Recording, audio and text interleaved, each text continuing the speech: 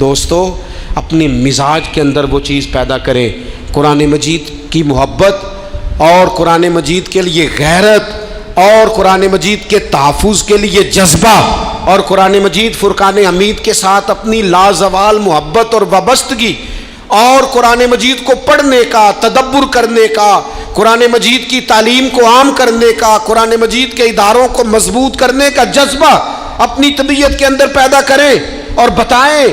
کہ ہماری مسجد میں بھی قرآن کا نظام چلے گا اور ہماری پارلیمنٹ میں بھی قرآن کا نظام چلے گا۔ جب یہ مزاج پیدا ہوگا، جب شعوری طور پر ہم قرآن مجید سے جڑ جائیں گے، پوری دنیا پر قرآن مجید کا جب ہم راج دیکھیں گے اور نفاذ قرآن مجید پوری دنیا میں کرنے میں کامیاب ہو جائیں گے، تو یہ عملاً تماچا ہے عالم کفر کے منہ پر۔ مسلمانوں متفق ہونے کی ضرورت ہے، اپنے دلوں کے اندر جذبہ پیدا کرنے کی ضرورت ہے، مسلمانوں مسلمان بن کے جینے کی ضرورت ہے، قرآن مجید سے محبت کرنے کا اور قرآن مجید کا دامن تھام کر زندہ رہنے کی ضرورت ہے۔ میرے نبی پاک علیہ السلام نے فرمایا تھا، یاد رکھنا قرآن مجید وہ عظیم کتاب ہے جس کا ایک سرا اللہ تعالیٰ کے دستے قدرت میں ہے،